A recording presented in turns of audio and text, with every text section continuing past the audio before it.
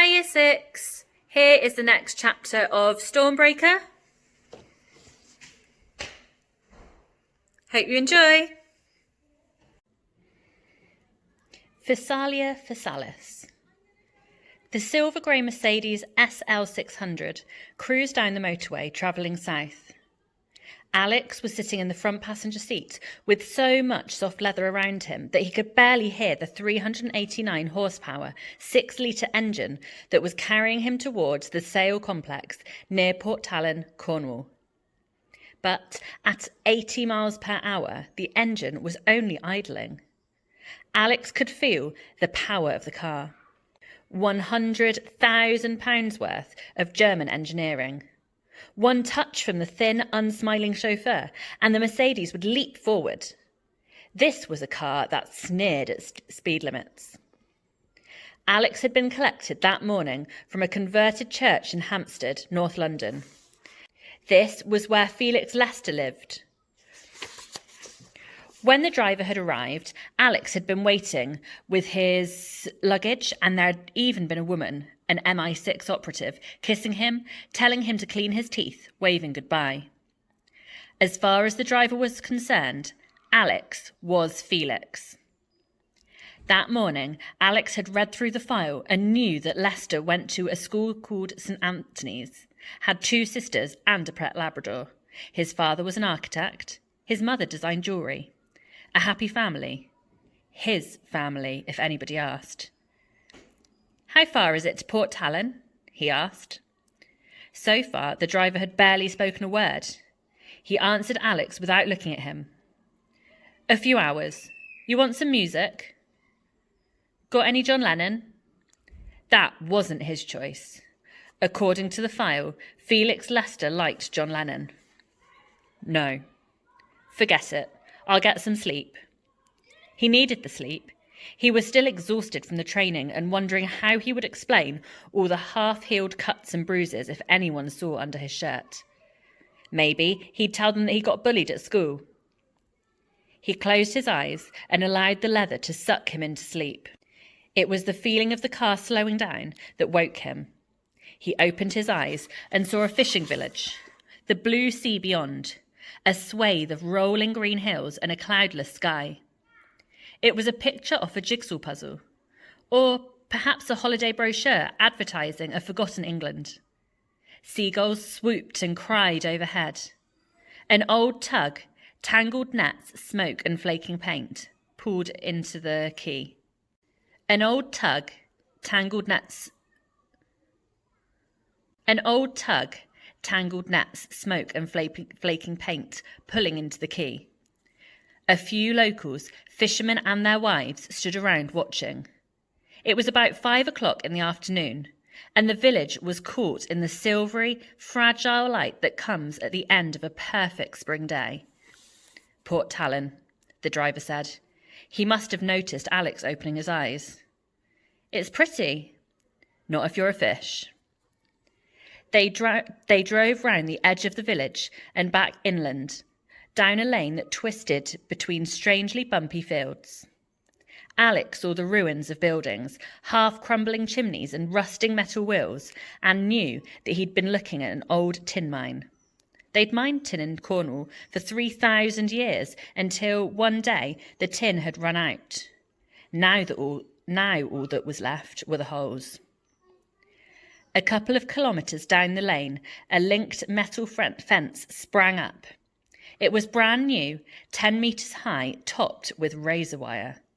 Arc lamps on scaffolding towers stood at regular intervals, and there were huge signs, red on white. You could have read them from the next county. "Sale Enterprises, strictly private." "Trespassers will be shot," Alex muttered to himself. He remembered what Mrs. Jones had told him. "He's more or less got his own private army. He's acting as if he's got something to hide." Well, that was certainly his own first impression. The whole complex was somehow shocking, alien to the sloping hills and fields. The car reached the main gate, where there was a security cabin and an electronic barrier. A guard in a blue and grey uniform with SE printed on his jacket waved them through. The barrier lifted automatically, and then they were following a long, straight road over a stretch of land that had somehow been hammered flat, with an airstrip on one side and a cluster of 4 high-tech buildings on the other. The buildings were large, smoked glass and steel, each one joined to the next by a covered walkway. There were 2 aircraft next to the landing strip, a helicopter and a small cargo plane. Alex was impressed. The whole complex must have been about 5 kilometres square. It was quite an operation. The Mercedes came to a roundabout with a fountain at the centre, swept round it and continued up towards a fantastic, sprawling house. It was Victorian, red brick topped with copper domes and spires that had long ago turned green. There must have been at least 60 windows on the 5 floors facing the drive. It was a house that just didn't know when to stop. The Mercedes pulled up at the main entrance and the driver got out. "Follow me." "What about my luggage?" Alex asked. "It'll be brought." Alex and the driver went through the front door and into a hall dominated by a huge canvas. Judgment Day, the end of the world, painted 4 centuries ago as a swirling mass of doomed souls and demons. Alex and the driver went through the front door and into a hall dominated by a huge canvas. Judgment Day, the end of the world, painted 4 centuries ago as a swirling mass of doomed souls and demons. There were works of art everywhere, watercolours and oils, prints, drawings, sculptures in stone and bronze, all crowded together with nowhere for the eye to rest. Alex followed the driver along a carpet so thick that he almost bounced. He was beginning to feel claustrophobic and was relieved when they passed through a door into a vast room that was practically bare. "Mr. Sale will be here shortly," the driver said, and left. Alex looked around him. This was a modern room with a curving steel desk near the centre, carefully positioned halogen lights, and a spiral staircase leading down from a perfect circle cut in the ceiling high above. One entire wall consisted of a single sheet of glass and, walking over to it, Alex realised that he was looking at a gigantic aquarium. The sheer size of the thing drew him towards it. It was hard to imagine how many thousands of litres of water the glass held back, but he was surprised to see that the tank was empty. There were no fish, although it was big enough to hold a shark. And then something moved in the turquoise shadows, and Alex gasped with a mixture of horror and wonderment as the biggest jellyfish he had ever seen drifted into view. The main body of the creature was a shimmering, pulsating mass of white and mauve, shaped roughly like a cone. Beneath it, a mass of tentacles covered with circular stingers twisted in the water, at least 10 metres long. As the jellyfish moved, or drifted in an artificial current, its tentacles writhed against the glass, so it looked almost as if it were trying to break out. It was the single most awesome and repulsive thing Alex had ever seen. "Physalia, Physalis?" The voice came from behind him, and Alex twisted around to see a man coming down the stairs. Herod Sell was short. He was so short that Alex's first impression that he was looking at a reflection that had somehow been distorted. In his immaculate and expensive black suit, with gold signet ring and brightly polished black shoes, he looked like a scaled-down model of a multi-millionaire businessman. His skin was very dark, so that his teeth flashed when he smiled.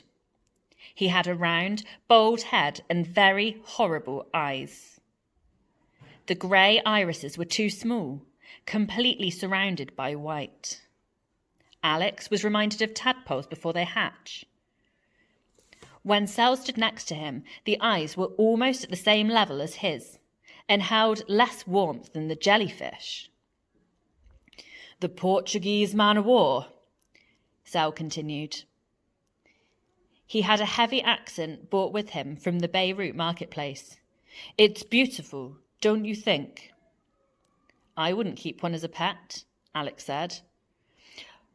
"I came up with this one while I was diving in the South China Sea." Sale gestured at a glass display case, and Alex noticed 3 harpoon guns and a collection of knives resting in velvet slots. "I love to kill fish," Sal went on, "but when I saw this specimen of Physalia physalis, I knew I had to capture it and keep it. You see, it reminds me of myself. It's 99% water, it has no brain, no guts, and no anus." Alex had dredged up the facts from somewhere and spoken them before he knew what he was doing. Sale glanced at him, then turned back to the creature, hovering over him in its tank. "It's an outsider," he said. "It drifts on its own, ignored by the other fish. It's silent, and yet it demands respect. You see the nemesites, Mr. Lester? The stinging cells? If you were to find yourself wrapped in those, it would be an exquisite death." "Call me Alex," Alex said. He'd meant to say Felix, but somehow it had slipped out. It was the most stupid, the most amateurish mistake he could have made. But he had been thrown by the way Sale had appeared and by the slow, hypnotic dance of the jellyfish. The grey eyes squirmed. "I thought your name was Felix." "My friends call me Alex." "Why?" "After Alex Ferguson. I'm a big fan of Manchester United." It was the first thing Alex could think of, but he'd seen a football poster in Felix Lester's bedroom and knew that at least he'd chosen the right team. Sale smiled. "That's most amusing. Alex it shall be. And I hope we will be friends, Alex. You are a very lucky boy. You won the competition, and you are going to be the first teenager to try out my Stormbreaker. But this is also lucky, I think, for me. I want to know what you think of it. I want you to tell me what you like, what you don't." The eyes dipped away, and suddenly he was businesslike. "We have only 3 days until the launch," he said. "We'd better get a bloody move on, as my father used to say. I'll have my man take you to your room. And tomorrow morning, first thing, you must get to work. There's a maths program you should try, also languages. All the software was developed here at Sale Enterprises. Of course, we've talked to children. We've gone to teachers, to educational experts. But you, my dear Alex, you will be worth more to me than all of them put together." As he had talked, Sale became more and more animated, carried away by his own enthusiasm. He had become a completely different man. Alex had to admit that he'd taken an immediate dislike to Herod Sale. No wonder Blunt and the people at MI6 mistrusted him. But now he was forced to think again. He was standing opposite one of the richest men in England, a man who had decided, out of the goodness of his heart, to give a huge gift to British schools. Just because he was small and slimy, that didn't necessarily make him an enemy. Perhaps Blunt was wrong after all. "Ah, here's my man now," Sal said. "And about bloody time." The door had opened and a man had come in, dressed in the black suit and tails of an old-fashioned butler. He was as tall and thin as his master was short and round, with a thatch of ginger hair above a face so pale it was almost paper white. From a distance, it had looked as if he was smiling, but as he drew closer, Alex gasped. The man had 2 horrendous scars, one on each side of his mouth, twisting up all the way to his ears. It was as if someone had attempted to cut his face in half. The scars were a gruesome shade of mauve. There were smaller, fainter scars where his cheek had once been stitched.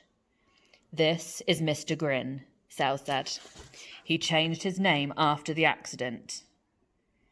Accident? Alex found it hard not to stare at the terrible wounds. "Mr. Grin used to work in a circus. He was a novelty knife-throwing act. For the climax, he used to catch a spinning knife between his teeth. But then, one night, his elderly mother came to see the show. She waved to him from the front row, and he got his timing wrong. He's worked for me for 12 years now, and although his appearance may be displeasing, he is loyal and efficient. Don't try to talk to him, by the way. He has no tongue." "Ugh," Mr. Grin said. "Nice to meet you," Alex muttered. "Take him to the blue room," Sale commanded. He turned to Alex. "You're fortunate that one of our nicest rooms has come up free. Here, in the house. We had a security man staying there. But he left us quite suddenly." "Oh? Why was that?" Alex asked casually. "I have no idea. One moment he was here, the next he was gone." Sale smiled again. "I hope you won't do the same, Alex." "Where?" Mr. Grin gestured at the door, and, leaving Herod Sale standing in front of his huge captive, Alex left the room. He was led along a passage, past more works of art, up a staircase, and then along a wide corridor with thick, wood-panelled doors and chandeliers. Alex assumed that the main house was used for entertaining. Sale himself must live here. But the computers would be constructed in the modern buildings he had seen opposite the airstrip. Presumably, he would be taken there tomorrow. His room was at the far end. It was a large room with a 4-poster bed and a window looking out onto the fountain. Darkness had fallen, and the water, cascading 10 metres through the air over a semi-naked statue that looked remarkably like Herod Sale, was eerily illuminated by 12 concealed lights. Next to the window was a table with an evening meal already laid out for him: ham, cheese, salad. His bag was lying on the bed. He went over to it, a Nike sports bag, and examined it. When he had closed it up, he had inserted 3 hairs into the zip, trapping them in the metal teeth. They were no longer there. Alex opened the bag and went through it. Everything was exactly as it had been when he had packed, but he was certain that the sports bag had been expertly and methodically searched. He took out the Nintendo DS, inserted the Speed Wars cartridge, and pressed the start button 3 times. At once, the top screen lit up with a green rectangle, the same shape as the room. He lifted the Nintendo up and swung it around him, following the lines of the walls. A red flashing dot suddenly appeared on the top screen. He walked forward, holding the Nintendo in front of him. The dot flashed faster, more intensely. He had reached a picture hanging next to the bathroom, a squiggle of colours that looked suspiciously like a Picasso. He put the Nintendo down and carefully lifted the canvas off the wall. The bug was taped behind it, a black disc about the size of a 10-pence piece. Alex looked at it for a minute, wondering why it was there. Security? Or was Sale such a control freak that he had to know what his guests were doing every minute of the day and night? Alex put the picture back. There was only one bug in the room. The bathroom was clean. He ate his dinner, showered, and got ready for bed. As he passed the window, he noticed activity in the grounds near the fountain. There were lights shining out of the modern building. 3 men, all dressed in white overalls, were driving towards the house in an open-top Jeep. 2 more men walked past. These were security guards, dressed in the same uniform as the man at the gate. They were both carrying semi-automatic machine guns. Not just a private army, but a well-armed one. He got into bed. The last person who had been here had been his uncle, Ian Ryder. Had he seen something looking out of the window? Had he heard something? What could have happened that meant he had to die? Sleep took a long time coming to the dead man's bed. Hope you all enjoyed listening and looking forward to seeing you tomorrow. Bye!